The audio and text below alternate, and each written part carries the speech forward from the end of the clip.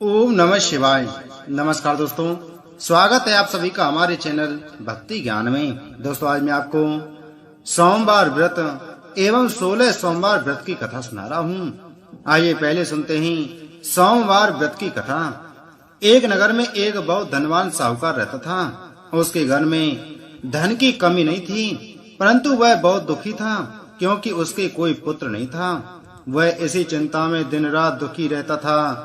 पुत्र की कामना के लिए वह प्रत्येक सोमवार को शिव जी का व्रत और पूजन किया करता था तथा सायंकाल मंदिर जाकर शिव जी के सामने दीपक जलाया करता था।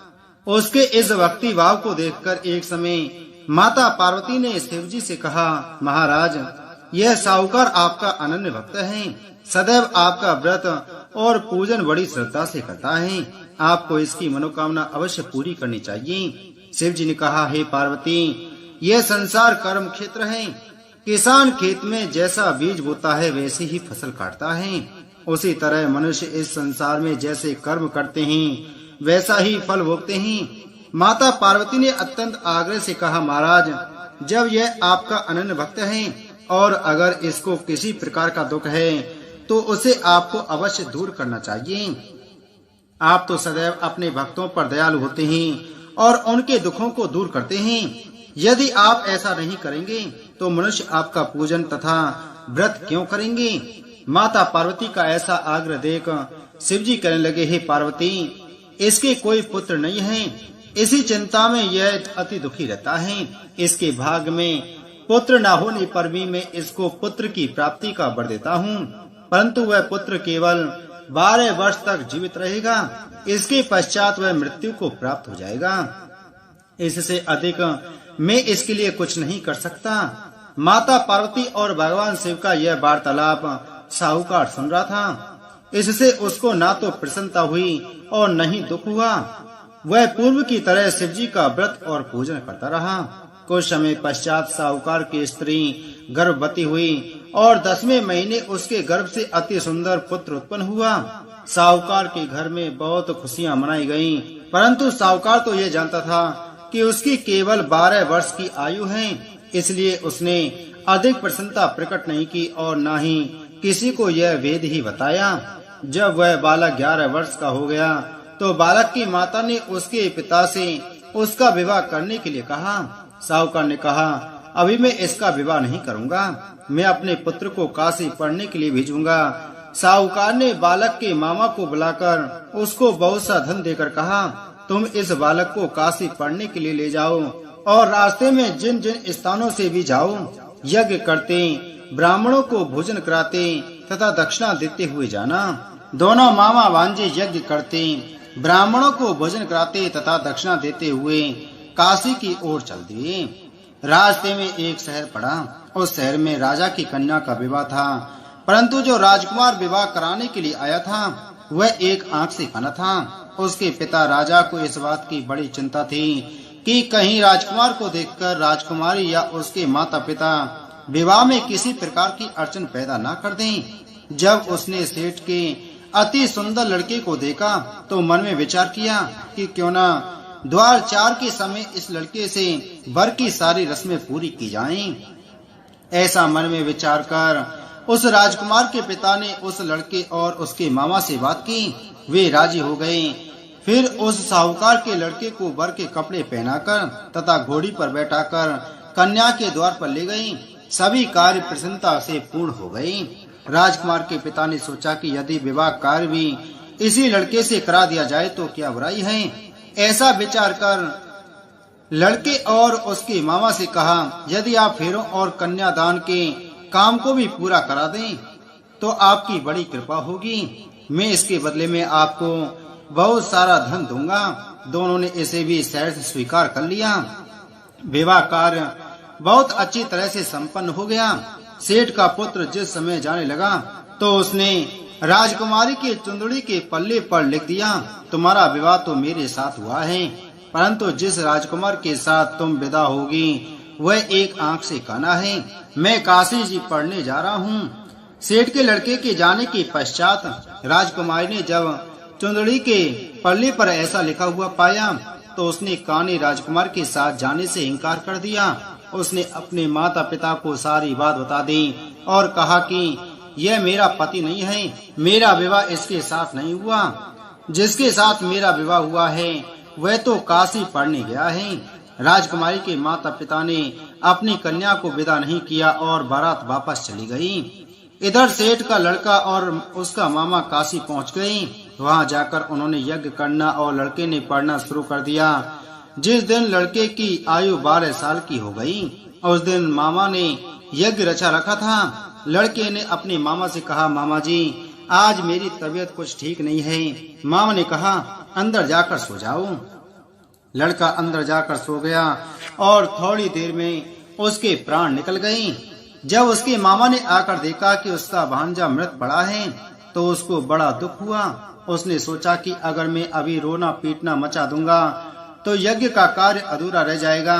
अतः उसने जल्दी से यज्ञ का कार्य समाप्त करवाकर ब्राह्मणों के जाने के बाद रोना पीटना शुरू कर दिया। संयोगवश उसी समय से पार्वती उधर से जा रहे थे। जब उन्होंने जोर जोर से रोने की आवाज सुनी तो पार्वती जी कहने लगी, हे महाराज, कोई दुखिया रो रहा है, इसके कष्ट को दूर कीजिए। जब से पार्वती वहां पहुंचे तो उन्होंने पाया कि वहां एक लड़का मृत पड़ा है। माता पार्वती कहने लगी, महाराज, यह तो उसी सेठ का लड़का है जो आपके वरदान से उत्पन्न हुआ था। शिव जी ने कहा, हे पार्वती, इसकी आयु इतनी थी, वह यह भोग चुका। तब पार्वती जी ने कहा, हे महाराज, इस बालक को और आयु दें, नहीं तो इसके माता पिता तड़प तड़प कर मर जाएंगे। माता पार्वती के बार बार आग्रह करने पर शिव जी ने उसको जीवन का वरदान दिया। शिव जी की कृपा से वह लड़का जीवित हो गया।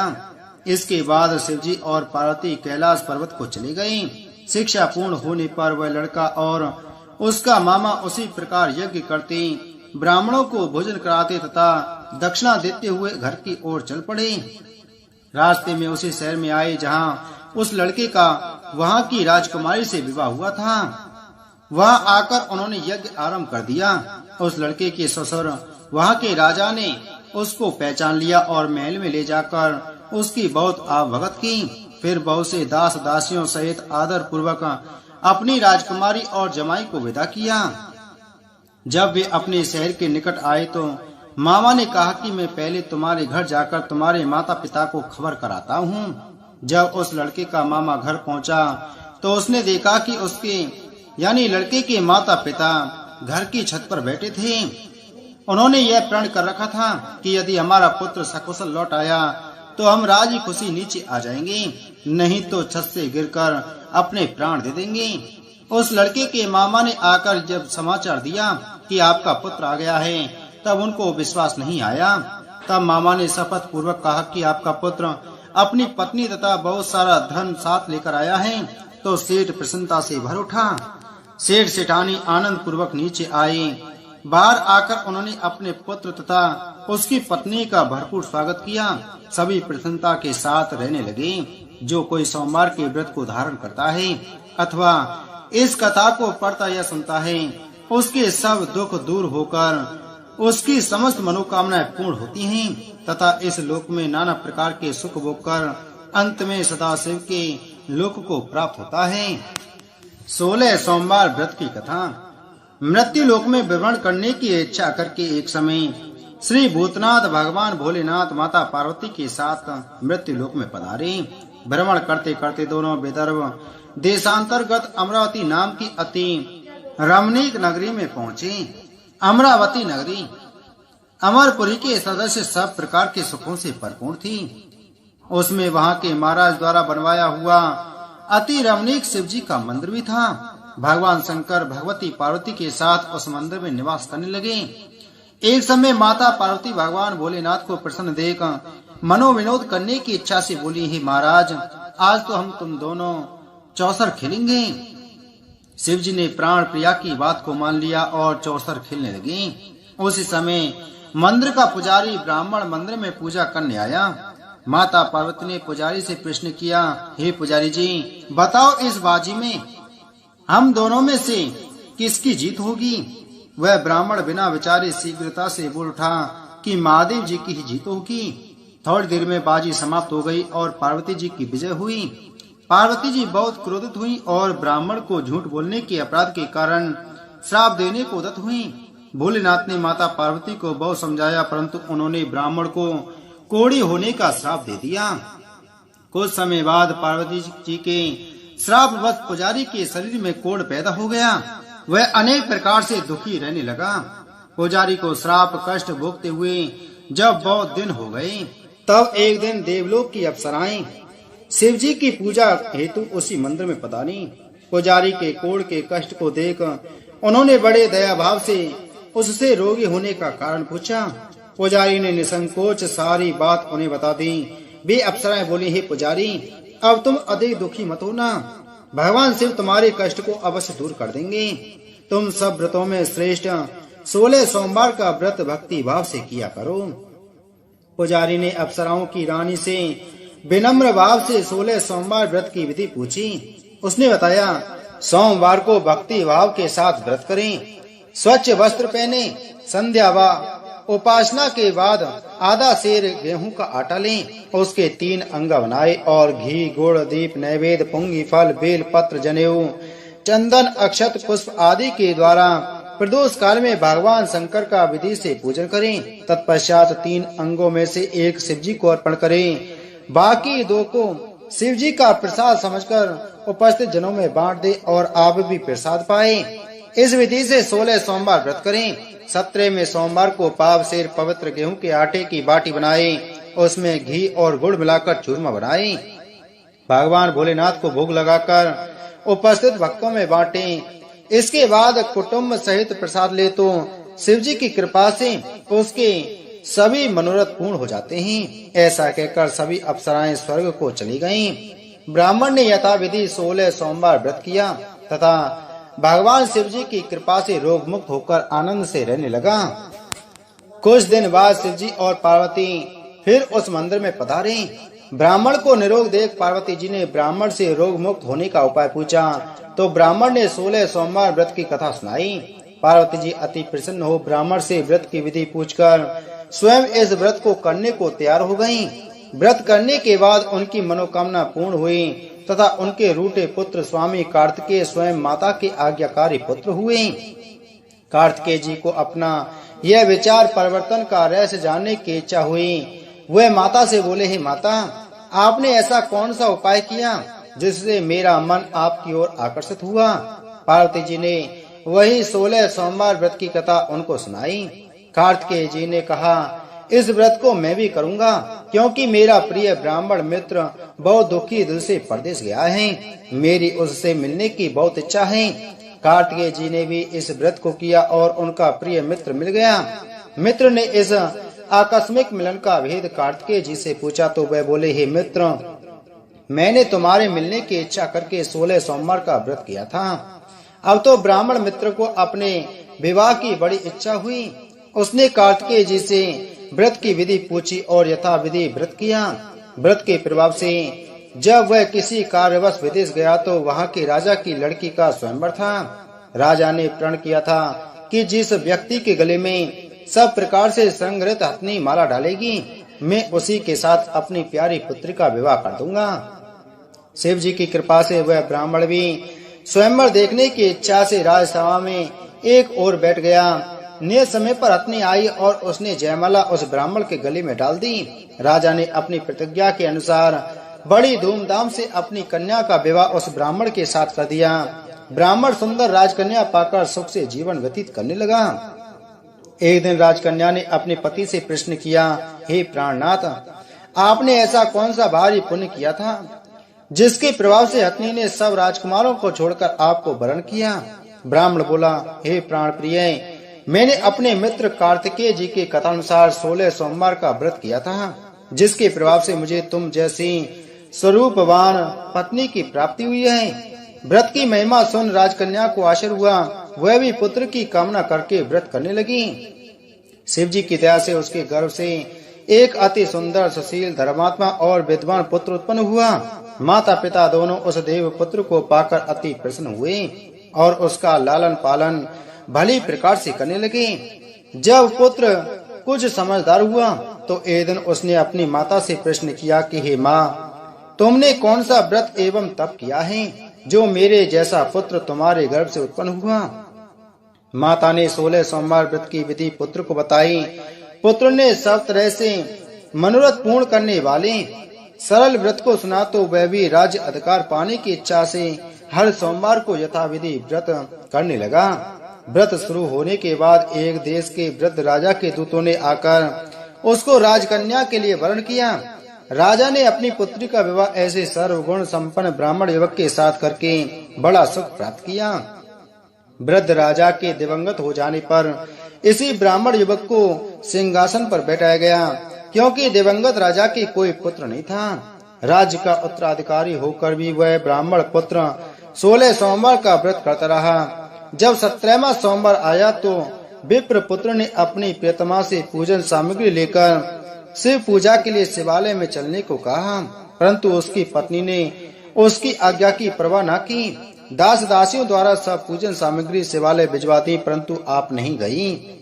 जब राजा ने शिव जी का पूजन समाप्त किया तब आकाशवाणी हुई, हे राजा, अपनी इस रानी को राजमहल से निकाल दे, नहीं तो ये तेरा सर्वनाश कर देगी। आकाशवाणी सुन राजा के आश्चर्य का ठिकाना नहीं रहा। उसने मंत्रगण में आकर अपने सभासदों को बुलाकर पूछा, हे मंत्रियों, मुझे आज शिव जी की आकाशवाणी हुई है कि राजा तू अपनी इस रानी को निकाल दे, नहीं तो ये तेरा सर्वनाश कर देगी। राज्य में मंत्री तथा सभासद आदि सब विस्मय और दुख में डूब गए, क्योंकि जिस कन्या के कारण राज्य मिला है राजा उसी को निकालने का जाल रच रहा है, यह कैसे संभव हो सकेगा। राजा ने अपनी पत्नी को राजमहल से निकाल दिया। रानी दुखी हृदय से भाग्य को कोसती हुई नगर के बाहर चली गई। बिना पद त्राण, फटे वस्त्र पहने, भूख से दुखी धीरे धीरे चलकर वह एक ग्राम में पहुंची। वहां एक बुढ़िया सूत काटकर बेचने जाती थी। रानी की करुण दशा देखकर बोली, चल तू मेरा सूत बिकवा दे, मैं वृद्ध हूँ, भाव नहीं जानती हूँ। यह बात सुन रानी ने बुढ़िया के सिर से सूत की गठरी उतारकर अपने सिर पर रख ली। थोड़ी देर बाद आंधी आई और बुढ़िया का सूत पोटली सहित उड़ गया। बेचारी बुढ़िया पछताती रह गई और रानी को अपने से दूर रहने को कहा। इसके बाद रानी एक तेली के घर गई। शिव जी के प्रकोप के कारण तेली के सब मटके उसी क्षण चटक गए। तेली ने भी रानी को अपने घर से निकाल दिया। अत्यंत दुख पाती हुई रानी एक नदी के तट पर गई तो नदी का समस्त जल सूख गया। तत्पश्चात रानी एक वन में गई। वहां जाकर सरोवर में सीढ़ी से उतरकर पानी पीने गई तो उसके हाथ का स्पर्श होते ही सरोवर का नीलकमल के समान जल असंख्य कीड़ामय होकर गंदा हो गया। रानी ने भाग्य पर दोषारोपण करते हुए उस जल को पीकर पेड़ की शीतल छाया में विश्राम करना चाहा, परंतु रानी जिस भी पेड़ के नीचे जाती उस पेड़ के पत्ते तत्काल गिर जाते। वन सरोवर जल की ऐसी दशा देख गौ चराते ग्वालों ने अपने गोसाई जी से, जो उस जंगल में स्थित मंदिर में पुजारी थे, यह बात बताई। गोसाई जी के आदेशानुसार ग्वाले रानी को पकड़कर गोसाई जी के पास लाए। रानी की मुख की कांति और शरीर शोभा देख गोसाई जी जान गए कि यह अवश्य ही कोई विधि या गति की मारी कुलीन स्त्री है। पुजारी ने रानी से कहा कि पुत्री, मैं तुमको अपनी पुत्री के समान रखूंगा, तुम मेरे आश्रम में ही रहो, मैं तुमको किसी प्रकार का कष्ट नहीं दूंगा। गोसाई जी के वचन सुनकर रानी को धीरज हुआ। वह आश्रम में रहने लगी। रानी जो भी भोजन बनाती उसमें कीड़े पड़ जाते, जल भर कर लाती उसमें भी कीड़े पड़ जाते। रानी की यह दशा देख गोसाई जी भी बहुत दुखी हुए और रानी से बोले, हे बेटी, तुम्हारे ऊपर कौन से देवता का प्रकोप है जिससे तुम्हारी ऐसी दशा है। पुजारी की बात सुन रानी ने शिवजी महाराज के पूजन का बहिष्कार करने की बात बताई तो पुजारी शिवजी महाराज के अनेक प्रकार से स्तुति करते हुए रानी से बोले कि पुत्री, तुम सब मनोरथ पूर्ण करने वाले 16 सोमवार का व्रत करो, उसके प्रभाव से ही तुम अपने कष्टों से मुक्त हो सकोगी। गोसाई जी की बात मानकर रानी ने 16 सोमवार व्रत किए और 17वें सोमवार को विधि विधान सहित पूजन किया। उस पूजन के प्रभाव से राजा के हृदय में विचार उत्पन्न हुआ कि रानी को गए बहुत समय व्यतीत हो गया, न जाने कहां कहां भटकती होगी, उसे ढूंढना चाहिए। यह सोच रानी को तलाश करने के लिए राजा ने चारों दिशाओं में दूत भेजे। वे दूत रानी को ढूंढते हुए पुजारी के आश्रम में पहुंचे। वहां रानी को पाकर पुजारी से रानी को अपने साथ ले जाने का आग्रह करने लगे, परंतु पुजारी ने मना कर दिया। दूत चुपचाप लौट आए और महाराज को रानी का पता बतलाया। रानी का पता पाकर राजा स्वयं पुजारी के आश्रम में गए और पुजारी से प्रार्थना करने लगे, महाराज, जो देवी आपके आश्रम में रहती है वह मेरी पत्नी है। शिव जी के कोप से मैंने इसको त्याग दिया था। अब इस पर से शिव जी का प्रकोप शांत हो गया है, इसलिए मैं इसे लेने आया हूँ। आप इसको मेरे साथ जाने की आज्ञा दीजिए। गोसाई जी ने राजा के वचन को सत्य समझकर रानी को राजा के साथ जाने की आज्ञा दे दी। गोसाई जी की आज्ञा पाकर रानी प्रसन्न होकर राजा के साथ नगर में आई। नगर वासियों ने नगर के द्वार पर तथा नगर को तोरण एवं बंदरवानों से विविध विधि से सजाया। घर घर में मंगल गान होने लगे। पंडितों ने वेद वेद मंत्रों का उच्चारण कर अपनी राजरानी का स्वागत किया। ऐसी अवस्था में रानी ने पुनः अपनी राजधानी में प्रवेश किया। महाराज ने ब्राह्मणों को अनेक तरह से दान आदि देकर संतुष्ट किया। याचकों को धन दान दिया। नगरी में स्थान स्थान पर सदा व्रत खुलवाए, जहाँ भूखे लोगों को भोजन मिलता था। इस प्रकार से राजा शिव जी की कृपा का पात्र हो राजधानी में रानी के साथ अनेक तरह के सुखों का भोग करता हुआ सोमवार का व्रत करने लगा। विधिवत से पूजन करते हुए इस लोक में अनेक सुखों को भोगने के पश्चात दोनों शिवपुरी को पधारे। जो मनुष्य मनसा वाचा कर्मणा भक्ति सहित 16 सोमवार का व्रत एवं पूजन इत्यादि विधिवत करता है, वह इस लोक में समस्त सुखों को भोगकर अंत में शिव धाम को प्राप्त होता है। यह व्रत सब मनोरथों को पूर्ण करने वाला है। बोलो शिव शंकर भगवान की जय। सोमवार व्रत कथा की विधि। सोमवार का व्रत चैत्र वैशाख श्रावण मार्गशीर्ष कार्तिक मास में आरंभ किया जाता है। साधारणतः श्रावण मास में सोमवार व्रत आरंभ करना चाहिए। व्रत रखने वाले स्त्री पुरुष को चाहिए कि सोमवार को प्रातः काल काले तिल का तेल लगाकर स्नान करें। विधि पूर्वक शिव जी का पूजन करें। ओम नमो 10 भुजाय त्रिनेत्राय पंचवदनाय शूलिने श्वेत वृष वारुणाय सर्वाभरण भूषिताय उमा देहार्दस्थाय नमस्ते सर्वभूतये से ध्यान करें, अथवा नमः शिवाय से शिव जी का, ओम नमः शिवाय से उमा पार्वती जी का षोडशोपचार पूजन करें। इन्हीं मंत्रों का शक्ति अनुसार जप और हवन करें। सोमवार के व्रत को 16 सोमवार तक करें, फिर उद्यापन करें। इस व्रत के प्रभाव से सभी प्रकार के सुखों की प्राप्ति होती है। सोमवार का व्रत साधारणतया दिन के तीसरे पैर तक होता है। व्रत में फलाहार या पारायण का कोई खास नियम नहीं है, किंतु यह आवश्यक है कि केवल एक ही समय भोजन करना चाहिए। सोमवार के व्रत में भगवान शंकर तथा पार्वती जी का पूजन करना चाहिए। सोमवार के व्रत 3 प्रकार के होते हैं। पहला साधारण प्रति सोमवार, दूसरा सौम्य प्रदोष और तीसरा 16 सोमवार। पूजन की विधि तीनों की एक जैसी ही है। शिव पूजन के पश्चात कथा सुननी चाहिए। सोमवार, प्रदोष व्रत तथा 16 सोमवार तीनों व्रतों की कथाएं अलग अलग होती हैं। बोलो माता पार्वती की जय। बोलो शिव शंकर भगवान की जय।